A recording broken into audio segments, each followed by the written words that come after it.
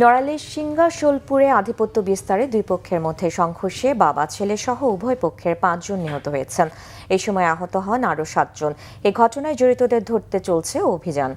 সোমবার ভোর 5:30টার দিকে ইউনিয়নের বড়কুলা গ্রামে ঘটনা ঘটে। এলাকাবাসী ও পুলিশ জানায়, নড়াইল সদর থানা সিংগাশোলপুর ইউনিয়নের সাবেক চেয়ারম্যান খায়রুজ্জামান খায়ের ও খলিল শেখ গ্রুপের মধ্যে এলাকায় আধিপত্য নিয়ে দীর্ঘদিন ধরে দ্বন্দ্ব ও সংঘাত চলছিল। এরই জেরে ভোরে খায়ের গ্রুপের লোকজন দেশীয় অস্ত্র নিয়ে খলিল শেখ গ্রুপের লোকজনের বাড়িতে গিয়ে হামলা চালায়।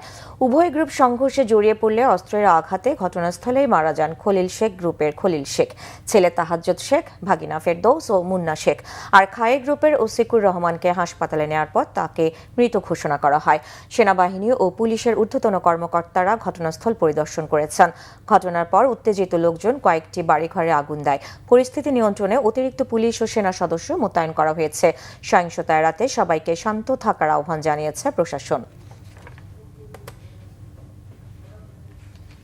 আধিপত্য বিস্তার নিয়ে তাদের ভিতরে বিরোধটা অনেক পুরনো। ভিকটিম পক্ষ যে তারা এবং এই আক্রমণকারী গ্রুপ তারা একসময় একই গ্রামে বসবাস করত, কিন্তু তাদের এই দ্বন্দ্বের কারণে তারা এখন এখান থেকে 3-4 কিলো দূরে এখানে এই যে বড়কোলা এই জায়গাটার নাম, এখানে এসে বসবাস করতেছে। আমরা অবশ্যই যারা এই ন্যাক্কারজনক ঘটনার সাথে জড়িত তাদের প্রত্যেককে আমরা গ্রেফতার করব এবং আইনের আওতায় আনবো।